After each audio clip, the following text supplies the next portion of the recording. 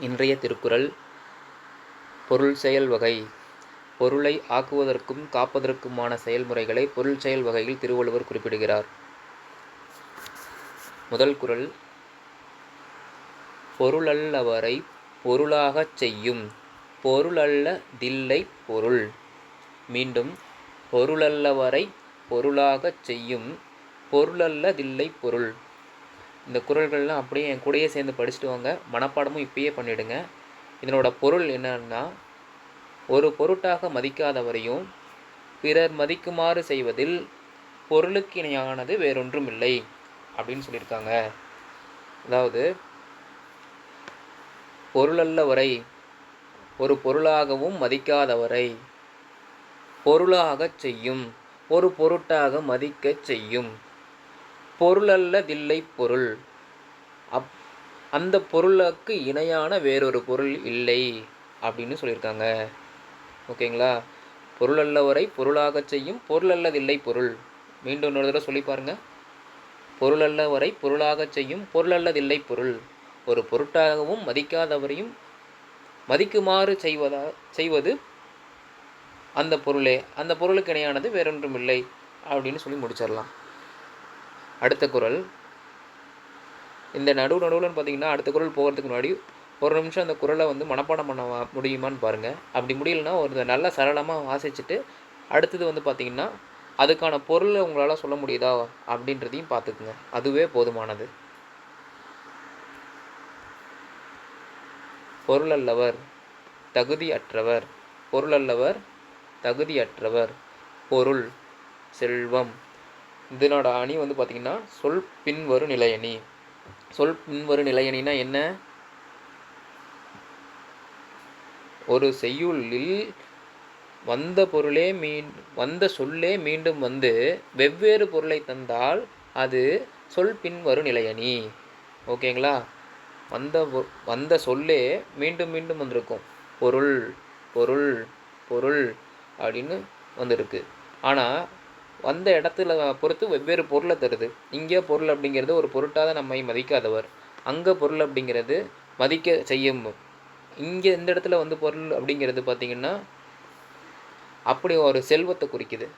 இப்படி வந்த பொருளே வந்த சொல்லே மறுபடியும் வெவ்வேறு பொருளை தருது. ஓகேங்களா?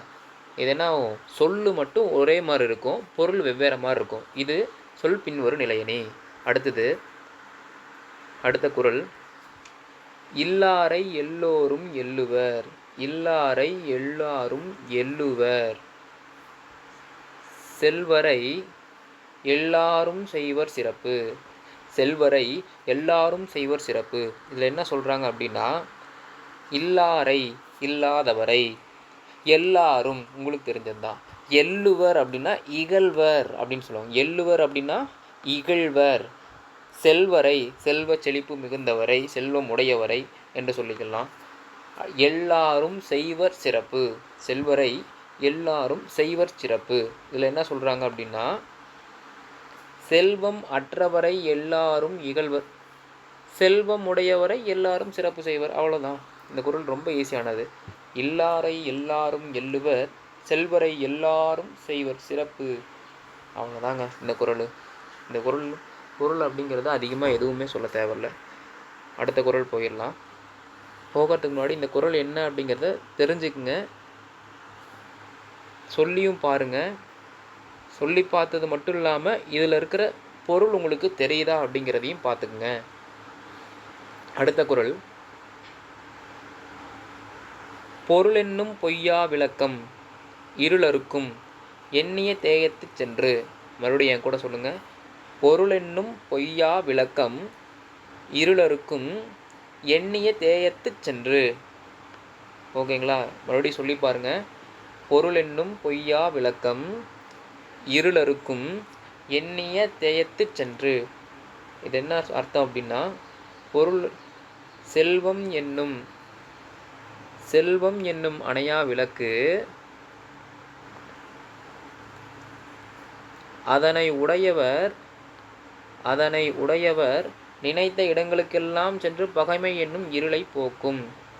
ஓகேங்களா? இந்த இடத்துல என்ன சொல்கிறாங்க? இன்னொரு தடவை பொருளை படிங்க. செல்வம் என்னும் அணையா விளக்கு. இந்த இடத்துக்கான அர்த்தம் என்னது குறளில்? பொருள் என்னும் பொய்யா விளக்கம். இதைத்தான் அப்படி சொல்கிறாங்க. பொருள் என்னும் பொய்யா விளக்கம் என்ன அர்த்தம்? செல்வம் என்னும் அணையா விளக்கு. ஓகேங்களா? பொருள் என்னும் பொய்யா விளக்கம், செல்வம் என்னும் அணையா விளக்கு. அடுத்தது இருளறுக்கும், இருளை போக்கும். இங்கே இருக்கா? இருளறுக்கும், இருளை போக்கும் இருக்கா? இருக்கு. ஓகே. அடுத்தது எண்ணிய தேயத்து சென்று. எண்ணிய அப்படின்னா என்ன? நினைத்த இடங்களுக்கெல்லாம். ஓகேங்களா? எண்ணிய அப்படின்னா என்ன? நினைத்த இடங்களுக்கெல்லாம். எண்ணிய நினைத்த, தேயத்து சென்று இடங்களுக்கெல்லாம் சென்று. ஓகேங்களா? இடங்களுக்கெல்லாம் சென்று பகைமை என்னும் இருளை போக்கும். இருள் அறுக்கும், பகைமை என்னும் இருளை அறுக்கும். ஓகேங்களா? முடிஞ்சது. ஒரு குறள், அதுக்கான குறள் வழியான பொருள் தெரிஞ்சுக்கிட்டிங்கன்னா அதை விட ஈஸியானது வேறு எதுவுமே இல்லை. ஓகேங்களா? அடுத்தது பொய்யா விளக்கம்னா என்ன சொல்கிறாங்க? பொய்யா விளக்கம் அணையா விளக்கு. இருள்னா பகை. இங்கே பொய்யா விளக்கு, அதுதான் பொய்யா. ஆ ஃபார் ஈறுகெட்ட எதிர்மறை பெயரச்சம். பொய்யா, பொய்யில்லாத அப்படின்னு வந்திருக்கணும். அந்த குறில் வந்து கடைசியில் வந்து பார்த்திங்கன்னா மறைஞ்சிருக்கு, அதனால் ஈறு கெட்டு இருக்குது. ஈறுகெட்ட எதிர்மறை பெயரச்சம். பெயரச்சம்னா என்ன? அ உம் இது எல்லாமே வந்திருக்கணும், கடைசியாக இறுதியில் வந்திருக்கணும். எடுத்துக்காட்டாக வந்து பார்த்திங்கன்னா வந்த வந்திருக்கா? வந்த பையன், இதுதான் பெயரச்சம். இங்கே பொய்யா, பொய்யில்லாத, பொய்யில்லா அப்படின்னு வந்திருக்கணும். பொய்யில்லா அப்படின்னு வந்திருக்கணும். பொய்யில்லா அப்படிங்கிறத லா இந்த இடத்துல கெட்டுடுச்சு. ஸோ இது ஈறுகட்ட எதிர்மறை பெயரச்சம். ஓகேவா? ஸோ இது ஈறுகட்ட எதிர்மறை பெயரச்சம். அடுத்தது அரணீனும் இன்பமும் ஈனும் திறனறிந்து தீதின்றி வந்த பொருள். மீண்டும், அரணீனும் இன்பமும் ஈனும் திறனறிந்து தீதின்றி வந்த பொருள். குறள் வழி பொருள் என்ன பார்ப்போம். அரண் அறம், இன்பமும் இன்பம், ஈனும் தரும், திறனறிந்து. திறனறிந்து அப்படின்னா என்னது? பிறருக்கு தீங்கின்றி, அறத்தை நல்வழியை அறிந்து. இன்னொரு தடவை, திறன் அறிந்து அப்படின்னா நல்வழியை அறிந்து. நல்வழியை அறிந்து,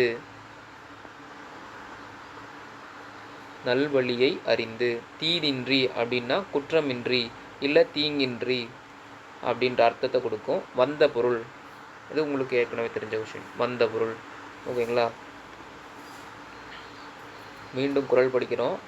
அரணீனும் இன்பமும் ஈனும் திறனின்றி,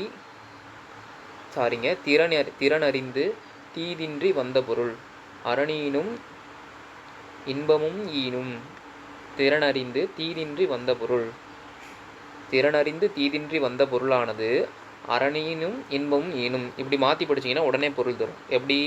திறனறிந்து, அதாவது பிறருக்கு தீங்கின்றி நல்வழியில் ஈட்டிய, வந்த பொருள், ஈட்டிய பொருள். ஓகேங்களா? தீதின்றி வந்த பொருள் அப்படின்னு இருக்கா? தீதின்றி வந்த பொருள் அப்படின்னா தீங்கின்றி நல்வழியில் ஈட்டிய பொருள். அடுத்தது அரணும் மீனும் இன்பமும் மீனும், அறத்தையும் கொடுக்கும் இன்பத்தையும் கொடுக்கும். ஓகேங்களா? அர்த்தம் புரிஞ்சுதா? அடுத்தது போகலாமா? குறளை வாசிங்க, குறளுக்கு ஏற்ற மாதிரி பொருளையும் வாசிங்க. அதோட குறள் ஈஸியாக உங்களை மனசில் பதிஞ்சிடும். அடுத்தது குறள் போய்க்கலாம். இங்கே பாருங்கள். சொற்பொருள். ஈனும்னா தரும், தீதின்றினா தீங்கின்றி. இலக்கண குறிப்புன்னு பார்க்கும்போது அரணீனும் திறனறிந்து அப்படின்றதெல்லாம் இரண்டாம் வேற்றுமை தொகைகள். இரண்டாம் வேற்றுமை தொகையானது என்னது? ஐ. ஐ இங்கே மறைஞ்சி வந்திருக்கு. அரணை ஈனும், திறனை அறிந்து, இதெல்லாம் வந்து பார்த்திங்கன்னா என்ன சொல்கிறாங்க? இரண்டாம் வேற்றுமை தொகை அப்படின்னு சொல்கிறாங்க. இரண்டாம் வேற்றுமை தொகை. தொகையானது ஐ அப்படின்ற உறுப்பு இங்கே தொகையாகியிருக்கு. தொகை அப்படின்னா மறைதல்னு அர்த்தம். மறைதல். ஓகே. அடுத்தது திறன் அப்படிங்கிறது வேறு. திறன் அப்படிங்கிறது கடைப்போலி. திறன் அப்படிங்கிறது கடைப்போலி. போலினா என்னது? 3 வகை போலிகள் நமக்கு தெரியும். திறன் அப்படிங்கிறது இதில் கடைப்போலி. ஏன் அப்படின்னு கேட்குறான். ஏன் அப்படின்னா திறம் அப்படிங்கிறது தான் சரியானது. இங்கே குறளுக்கேற்று திறன் என்று வந்திருக்கா, திறன் அப்படின்னு வந்திருக்கு. ஓகேவா? திறம் அப்படிங்கிறது இறுதியான மகரம் நகரமாக திரிந்து கடைப்பு வழியாக இங்கே வந்திருக்கு. சரிங்களா? அடுத்தது போகலாமா? அழிச்சிட்றேன். அடுத்தது 5வது குறள். அருளோடும் அன்போடும் வாரா பொருளாக்கம் புல்லார் புரளவிடல். அருளோடும் அன்போடும் வாரா பொருளாக்கம் புல்லார் புரளவிடல். குறளுக்கேற்ற பொருள் என்ன பார்ப்போமா? முதல்ல ஒரு தடவை பொருளை படிங்க. அருளும் அன்பும் பொருந்தாமல், அருளும் அன்பும் பொருந்தாமல், அப்படியே அண்டர்லைன் பண்ணுறோம். வாரா பொருளாக்கம், பிறவழியில் வரும் செல்வத்தை புல்லார் புரளவிடல். எப்படி? புல்லார் புரளவிடல்.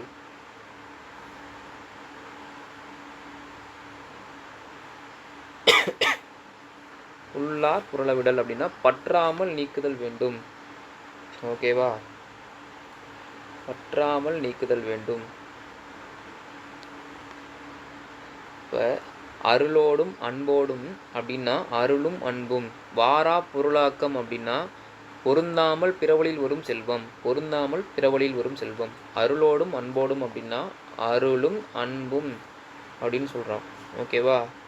அருளும் அன்பும் இந்த இடத்துல வரும். அருளும் அன்பும் இதெல்லாமே. வாரா பொருளாக்கம் அப்படின்னா பொருந்தாமல் வரும் செல்வம்.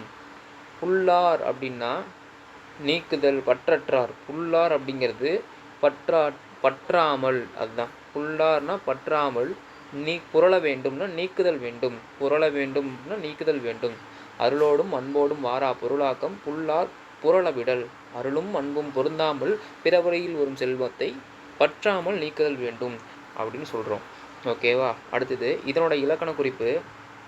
இலக்கண குறிப்பு என்ன? இங்கே பாருங்க. இப்போ சொற்பொருள் வந்து பார்த்தீங்கன்னா புல்லார் அப்படின்னா பற்றார். ஓகே. இலக்கண குறிப்பு வாரா பொருளாக்கம். ஏற்கனவே சொன்னோமா? அப்படின்றது வந்தால் பெயரச்சம். அந்த பெயரச்சம் வராத அப்படின்றது அந்த இடத்துல வரா அப்படின்னு இழுத்துருச்சு. இந்த தேவை வரல. கடைசியில் வந்த தாவோட வரல. எப்படி? இது என்னது? எப்போது வாரா இங்கே பாதியை காணும். வாரா அப்படின்றது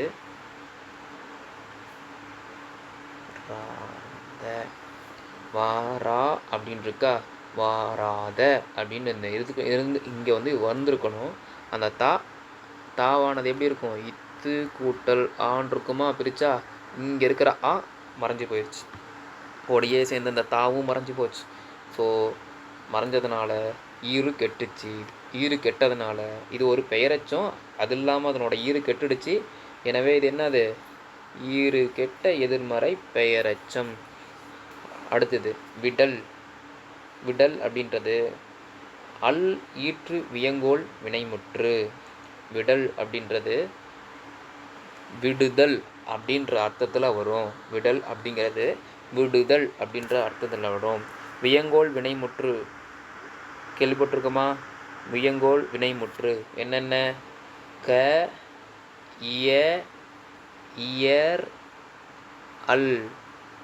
இந்த 4 வினை சொற்கள் ஒரு என்ன சொல்கிறது, 4 சொற்கள் இறுதியாக முடியுமாறு வந்ததா இது வியங்கோல் வினைமுற்று அப்படின்றத படிச்சிருக்கோம்.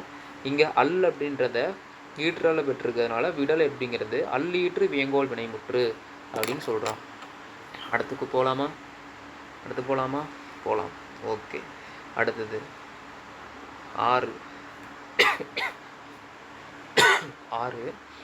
உரு பொருளும் உல்கு பொருளுந்தன் ஒன்னார் தெருபொருளும் வேந்தன் பொருள். மறுபடியும் உரு பொருளும் உல்கு பொருளுந்தன் ஒன்னார் தெருபொருளும் வேந்தன் பொருள்.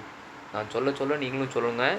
மீண்டும் உரு பொருளும் உல்கு பொருளுந்தன் ஒன்னார் தெருபொருளும் வேந்தன் பொருள். ஒரு குறளை நீங்கள் எந்த அளவுக்கு சரியாக உச்சரிக்கிறீங்களோ அந்த அளவுக்கு அதனோட உச்சரிப்புகளோட எழுத்துக்களும் உங்கள் மனதில் பதியும்.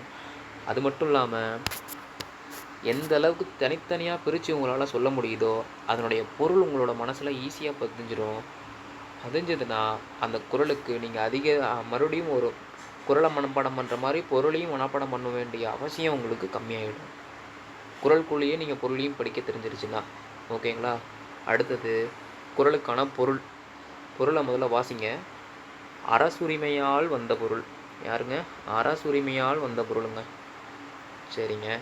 அடுத்தது மக்கள் வரியாக தந்த பொருளுங்க. மக்கள் வரியாக தந்த பொருளுங்க. ஓகேங்க. பகைவரை கொண்ட பொருளுங்க. அதாவது திரை பொருளுங்க. பகைவரை வென்ற பொருளுங்க, திரை பொருளுங்க. அதெல்லாமே அரசனுக்குரிய பொருளுங்க. ரைட்டுப்பா. இங்கே மேலே குறள் என்னப்பா சொல்லியிருக்கீங்க? ஒரு பொருள்ப்பா. ஒரு பொருள்னால் என்னது? ஃபஸ்ட்டு நம்ம அண்டர்லைன் பண்ணியிருக்கோம் பாரு, அரசுரிமையால் வந்த பொருள். அது உள்கு பொருள்.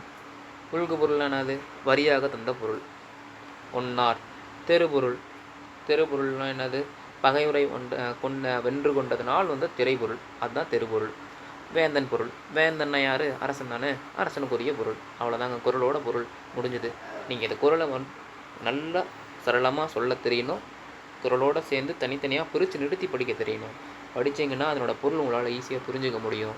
பொருள் புரிஞ்சதுன்னா அந்த குறளை மட்டும் நல்லா ஞாபகத்துக்கு வந்தால் போதும். பொருள் தன்னால் உங்களுக்கு வந்துடும். எக்ஸாம் டைமில் ரொம்ப யூஸ்ஃபுல்லாக இருக்கும். இது பொருள் என்ன, அதுக்கு பொருள் என்னன்னு யோசிச்சுட்டு இருக்க வேண்டிய அவசியமே இல்லை. இன்னொரு தடவை குறளை படிக்கிறேன், அதனோட பொருளையும் படிக்கிறேன்.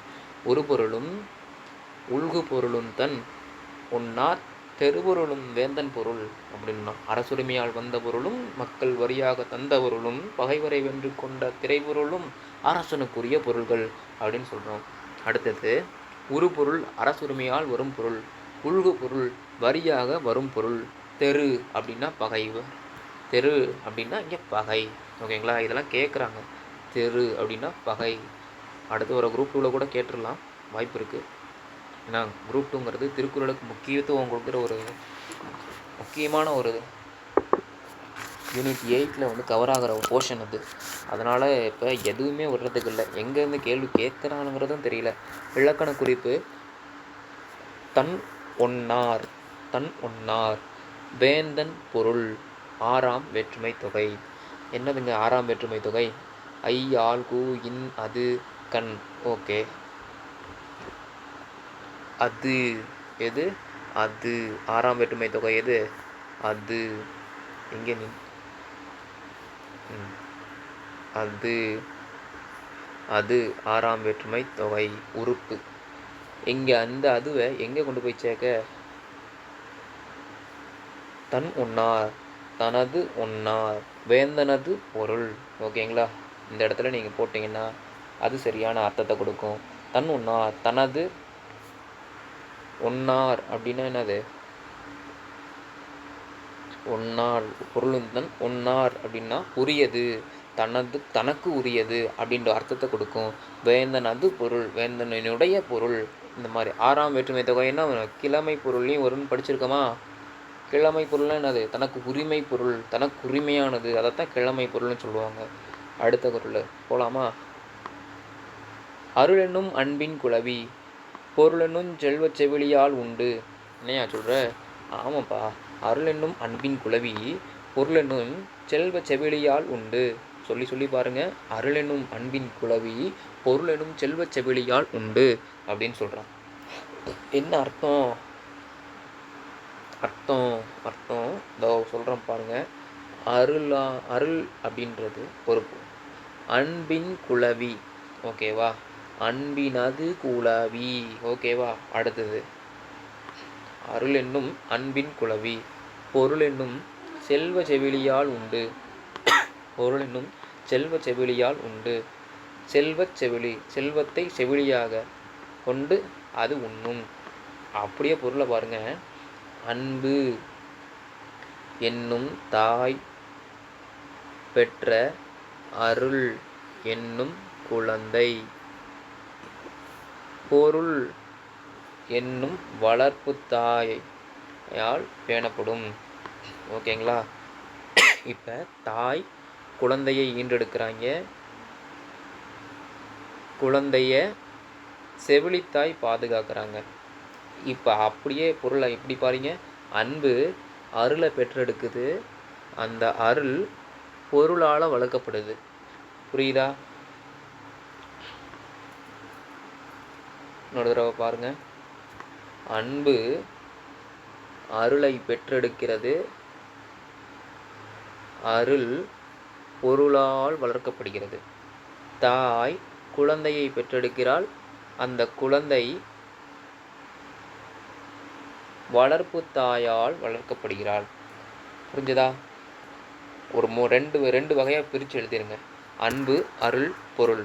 இந்த இடத்துல தாய், குழந்தை, வளர்ப்பு தாய். ஓகேவா?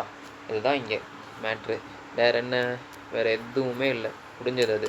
அருள் என்னும் அன்பின் குளவி, பொருள் என்னும் செல்வ செவிலியால் உண்டு. 3ஆக பிரித்து படிங்க, ரொம்ப ஈஸி. அன்பு என்னும் தாய் பெற்ற அருள் என்னும் குழந்தை, பொருள் என்னும் வளர்ப்பு தாயால் பயணப்படும். நமக்கு எதுதான் அன்பு இருக்கும், அதன் மூலயமா பிறக்கிறது தான் அருள். உள்ளத்தில் என்ன இருக்கணும்? அன்பு இருக்கணும். அந்த அன்பு இருந்தால் மற்றவங்களுக்கு உதவி செய்யணுன்ற அருள் உங்களுக்கு கிடைக்கும். அந்த அருள் நீங்கள் உதவி செய்யணுன்ற எண்ணம் இருந்தது செய்கிறீங்க, அதுக்கு என்ன தேவைப்படும்? பொருள் அப்படிங்கிறது தேவைப்படும். அந்த பொருளால் நீங்கள் வளர்க்கப்படுவீங்க அப்படின்னு சொன்னாங்க. அதுதான் தாயும் குழந்தையும் செவிலித்தாயும் எடுத்துக்காட்டாக சொல்லியிருக்காங்க. ஓகேவா? இங்கே எடுத்துக்காட்டாக பின்னாடி வச்சுருக்காங்க. அருள் அப்படிங்கிறது முன்னாடியும், அதனோட குழந்தைய அன்பின் குளவி, அருள் என்னும் அன்பின் குளவி அப்படின்னு சொல்லுவாங்க. அன்புடைய குழந்தை, தாய், குழந்தை, அது எல்லாமே பார்த்திங்கன்னா ஒரு சொல்லோட பின்னாடி எடுத்துக்காட்டாக வச்சுருக்காங்க. அதாவது ஓமைக்கப்படுது. ஓமேயத்தை ஓமை பொருளாக, ஓமையை பார்த்திங்கன்னா பின்னாடி வச்சுருக்காங்க, ஓமயத்தை முன்னாடி வச்சுருக்காங்க. இப்படிலாம் இருந்தால் என்ன வரும்? இங்கே இருக்குமே, எங்கேயாவது இருக்கும், பார்ப்போம். இருக்குது, அணியில் கொடுத்துருக்கான் பாருங்கள். அணி, உருவக அணி. ஓகேங்களா? அன்பை தாயாகவும், அருளை குழந்தையாகவும், பொருளை வளர்ப்பு தாயாகவும் செய்துள்ளதால், உருவகம் செய்துள்ளதால் இது உருவக அணி. இப்பாடல் உருவக அணி. சரிங்களா? அணியெல்லாம் ரொம்ப முக்கியம். படிக்கும்போதே பொருள் புரிஞ்சு படிங்க. இந்த மாதிரி உருவக அணியெல்லாம் 2ஆக பிரிக்கவும் முடியும் நம்மளால். இதே மாதிரி அறநெறிச்சாரம் அப்படின்றதுல நம்ம பார்த்துருப்போம், முனைப்பாடியார் பாடினது. என்னென்னு யாருக்காக தெரிஞ்சதுன்னா சொல்லுங்கள் பார்ப்போம். அடுத்த குறள் போகலாமா? சொற்பொருள் நான் பார்க்கலையா? நான் பார்க்குறேன். குளவினா குழந்தை, செவிலினா வளர்ப்பு தாய். ஈன் குளவி, ஈன் குளவி, ஈயும் குளவி, ஈன்ற குளவி, ஈங்கின்ற குளவி. முக்காலத்தையும் உணர்த்ததுனால, ஆனால் அது மறைஞ்சி வந்திருக்கு. இதனால் இது வினைத்தொகை. செல்வச்செவிலி, செல்வச்செவிலி அப்படிங்கிறது செல்வமாகிய செவிலி. செல்வத்தை என்ன பண்ணுறாங்க? உருவகம். இது ஓமைப்படுத்தியிருக்காங்க. செவிலியை ஓமையாக வந்திருக்கு.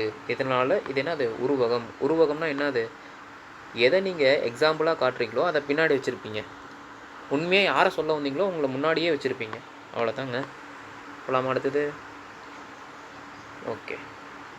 குன்றேறி யானைப்போர் கண்டற்றாள், குன்றேறி யானைப்போர் கண்டற்றாள் தன் கைத்துன் ருண்டாகச் செய்வான் வினை. தன் கைத்துன் ருண்டாகச் செய்வான் வினை. குன்றேறி யானைப்போர் கண்டற்றாள். ஓகே. தன் கைத்துன் ருண்டாகச் செய்வான் வினை. ஓகேவா? தன் கைத்துன் ருண்டாகச் செய்வான் வினை. இப்போ பாருங்கள், தன் கைப்பொருளை கொண்டு ஒருவன் செய்யும் செயல். தன் கைப்பொருளை ஒருவன் கொண்டு செய்யும் செயல் குன்றின் மேல் இருந்து கொண்டு யானை போரை காண்பதற்கு ஒப்பானது. ஓகே, என்ன சொல்கிறாங்கன்னு பாருங்கள். குன்றேறி யானைப்போர் கண்டற்றால், குன்றின் மேல் இருந்து கொண்டு யானை போரை காண்பது, கண்டற்றால் காண்பது. அப்படியே குறளுக்கு வாங்க. தன் கைத்துன் ருண்டாகச் செய்வான் வினை. தன் கைத்துன் ருண்டாகச் செய்வான் வினை. தன் கைப்பொருளை கொண்டொருவன் செய்யும் செயல் அதற்கு ஒப்பானது. அவ்வளோதாங்க, குறளுக்கும் பொருள் முடிஞ்சதா? இந்த இடத்துல குன்றுனா என்னது? ஒரு மலையை குறிக்குது. கைத்துன்று அப்படின்னா கைப்பொருள். ஓகேங்களா? அடுத்தது இலக்கண குறிப்பு. குன்றேறி, குன்றின் மீதேறி, குன்றின் மீதேறி. ஓகேங்களா? இலக்கண குறிப்பு 7ஆம் வேற்றுமை தொகை என்னது? கண், மேல். இது மட்டுமா? மேல், கீழ், கை, காலு எல்லாம் வரும். ஓகேவா? இதில் குன்றில் ஏறி இல்லு வரும். இல்லானது 7ஆம் உறுப்பு. 5லேயும் வரும், 7லேயும் வரும். இடப்பொருளில் வந்தால் 5ஆம் தொகை. இடப்பொருள் காலத்தில் வந்ததுன்னா இது செக் பண்ணி சொல்கிறேன். இல்லு கண்டிப்பாக பார்த்திங்கன்னா என்னது? 7ஆமும் 5ஆமும் வரும். அடுத்தது இங்கே குன்றில் ஏரி அப்படின்னு வந்து சொல்லியிருக்காங்க. 7ஆம் வேற்றுமை தொகை. அடுத்தது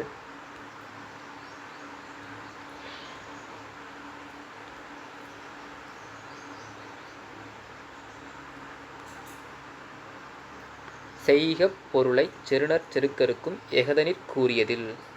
செய்கப் பொருளை செருணர் செருக்கருக்கும் எகதனிற் கூறியதில்.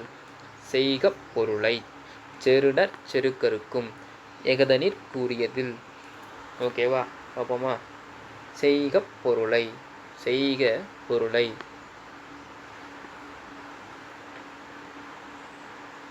சேர்க்க பொருளை, செருணர் செருக்கருக்கும், செருணர் செருக்கருக்கும், பகைவரின் செருக்கையர்க்கும், எகதனிற் கூறியதில், எகதனிற் கூறியதில், எகதனிற் கூறியதில்.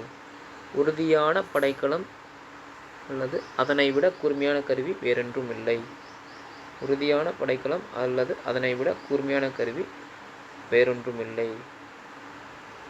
ஓகேவா? பொருளை தேடி சேர்த்தல் அப்படின்னா செய்க பொருளை. பொருளை தேடி சேர்த்தல் அப்படிங்கிறது என்ன அர்த்தம்? செய்க பொருளை. செருணர் செருக்கருக்கும் பகைவரின் செருக்கை அறுக்கும் எகதனிற் கூறியதில் கூர்மையான கருவி வேறொன்றும் இல்லை. ஓகேங்களா? பொருளை மட்டும் இன்னொரு தடவை படிங்க. பொருளை தேடி தேடி சேர்க்கணும். அதுதான் பகைவரோட செருக்கை அறுக்கும் உறுதியான படைக்கலம். அதை விட கூர்மையான ஒரு கருவி வேற இல்லவே இல்லை. அதைத்தான் வள்ளுவர் சொல்கிறாரு. செய்க பொருளை செருக்கருக்கும் எகதனிற் கூறியதில். அவ்வளோதாங்க. அடுத்த பொருள் போகலாமா? சொற்பொருளை பார்த்துட்டு போயிட்டே இருக்கும். அடுத்தது செருக்கு இருமாப்பு எஃகு உறுதியான படைக்கலம். எஃகுனா என்னது? உறுதியான படைக்கலம். எஃகு அப்படின்னா என்னது? உறுதியான படைக்கலம். முடிஞ்சதா? அடுத்து போகலாமா? இலக்கண குறிப்பா செய்க அ சொன்னோமா? ஏற்கனவே சொன்னோமா? க இய இயர் அல் போன்றவை வியங்கோல் வினைமுற்று சொற்கள். அது முடிவில் அது இருந்துன்னா அதெல்லாம் வினைங்கோல் வினைமுற்று அப்படின்னு சொன்னோம். ஏற்கனவே பார்த்துருக்கோம். எதுக்கு பார்த்தோம்? அல் அப்படின்ற வினைமுற்றை வந்து வியங்கோல் வினைமுற்றை கொண்டு முடிஞ்சிருக்கோம். எங்கே? விடல் அப்படின்ற ஒரு இடத்துல. பார்ப்போமா? தேடி கண்டுபிடிச்சி பாருங்கள். அடுத்து போவோம் நம்ம. செருணர். செருணர் அப்படின்னா செருக்கு. செருணர் என்னது? செருக்கு.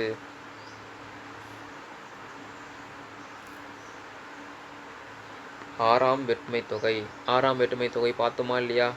உரிமை பொருள், கிழமை பொருள். எது? அது. என்னது அது? அது. செருணர் அது செருக்கு, பகைவரன் அது செருக்கு, திமுற இருமாப்ப இது எல்லாத்தையும் அழிக்கும். எது? பொருள் தான். அடுத்து போவோமா? 10வது. ஒன் பொருள் காழ்ப்ப இயற்றியார் கென் பொருளேனை இரண்டும் ஒருங்கு. இரண்டும் ஒருங்கு. ஒன் பொருள் காழ்ப்ப இயற்றியார் கென் பொருள் ஏனை இரண்டும் ஒருங்கு. இதுக்கான அர்த்தம் மறுபடியும் படிச்சுட்டு மறுபடியும் குறள் போவோம். சிறந்த பொருளை நல்வழியில் மிகுதியாக ஈட்டியவருக்கு மற்றைய ஆறனும் இன்பமும் ஆகிய இரண்டும் ஒரு சேர கைகூடும் எளிய பொருள்களே அப்படின்ட்டான்.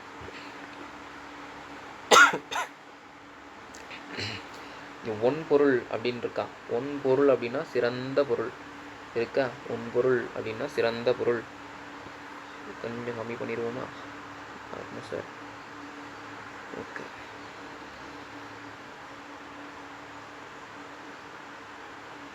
இங்கே கம்மியாக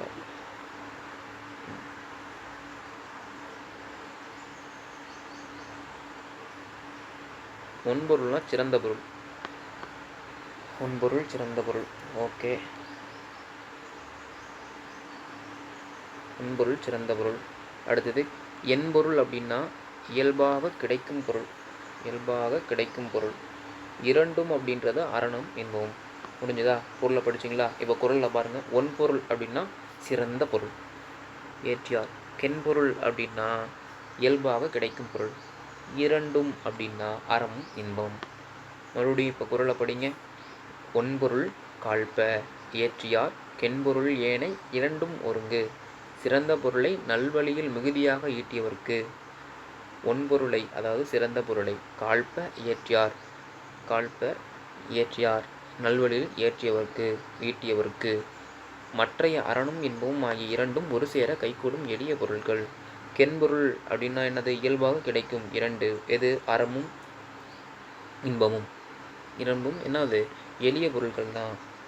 இயல்பாக கிடைக்கிற எளிய பொருட்கள் தான். எது? சிறந்த பொருளை நம்ம நல்ல வழியில் ஈட்டினா நமக்கு அறமும் இன்பமும் இயல்பாகவே நமக்கு கிடச்சிரும் அப்படிங்கிறத இந்த குறளில் சொல்கிறாங்க. எப்படி? சிறந்த பொருளை பொருளை நம்ம நல்ல வழியில் ஈட்டுறோம் அப்படின்னா நமக்கு கிடைக்க போகிறது ரெண்டு. என்ன? ஒன்று அறம், இன்னொன்று இன்பம். இது இயல்பாக நம்ம சேர்ந்துடும் அப்படின்னு சொல்கிறார். இந்த 10 குறளுங்க. 10 குறளும் நம்ம பார்த்துருக்கோம். ஒரு தடவை குறளை மட்டும் வாசிச்சு விட்றேன். நீங்களும் ஒரு தடவை குறள் நல்லா மனசில் நிற்கிதான்னு பாருங்கள்.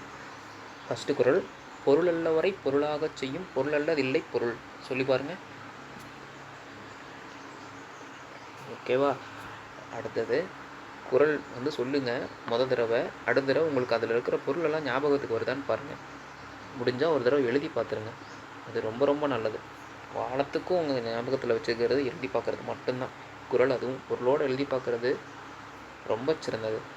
இல்லாரை எல்லோரும் எள்ளுவர் செல்வரை எல்லாரும் செய்வர் சிறப்பு. இல்லாரை எல்லோரும் எள்ளுவர் செல்வரை எல்லாரும் செய்வர் சிறப்பு. அடுத்த குறள், பொருளென்னும் பொய்யா விளக்கம் இருளருக்கும் எண்ணிய தேயத்துச் சென்று. பொருளென்னும் பொய்யா விளக்கம் இருளருக்கும் எண்ணிய தேயத்துச் சென்று அப்படின்னு. அடுத்த குறள், அரணீனும் இன்பமும் மீனும் திறனறிந்து தீதின்றி வந்த பொருள்னு சொல்கிறோம். இன்னொரு தடவை, அரணீனும் இன்பமும் மீனும் திறனறிந்து தீதின்றி வந்த பொருள். அடுத்தது, அருளோடும் அன்போடும் வாரா பொருளாக்கம் புல்லார் புரள விடல். மறுபடியும், அருளோடும் அன்போடும் வாரா பொருளாக்கம் புல்லார் புரள விடல். ஓகே. அடுத்த குறள், உருபொருளும் உள்கு பொருளும் தன்னுன்னார் தெருபொருளும் வேந்தன் பொருள். சொல்லுங்க. உருபொருளும் உள்கு பொருளும் தன்னுன்னார் தெருபொருளும் வேந்தன் பொருள். அடுத்து, அருளென்னும் அன்பின் குளவி பொருளென்னும் செல்வச் செவிலியால் உண்டு. போடு. இன்னொரு தடவை, அருளென்னும் அன்பின் குளவி பொருளென்னும் செல்வச் செவிலியால் உண்டு. ஓகேவா? அருளாகிய குழந்தை. Okay okay okay. அடுத்து போகலாம். குன்றேறி யானை போர் கண்டற்றால் தன்கை தொண்டுண்டாகச் செய்வான் வினை அப்படின்னு சொல்கிறாங்க. குன்றேறி யானை போர் கண்டற்றால் தன்கை தொண்டுண்டாகச் செய்வான் வினை அப்படின்னு சொல்கிறான். செய்க பொருளை சிறுநர் செருக்கருக்கும் எகதனிற் கூறியதில்லைன்னு சொல்லுவார். செய்க பொருளை சிறுநர் செருக்கருக்கும் எகதனிற் கூறியதில் அப்படின்னு சொல்லுவார். ஒன்பொருள் கால் பயிற்சியார் கென்பொருள் என இரண்டும் ஒருங்கு. ஒன்பொருள் கால் பயிற்சியார் கென்பொருள் என இரண்டும் ஒருங்கு. ஓகேவா? முடிஞ்சதுங்க. அவ்வளோதாங்க 10 குறள். அடுத்து பார்ப்போங்க இன்னொரு நாள். பாய்ங்க. சீயுங்க. டாட்டாங்க.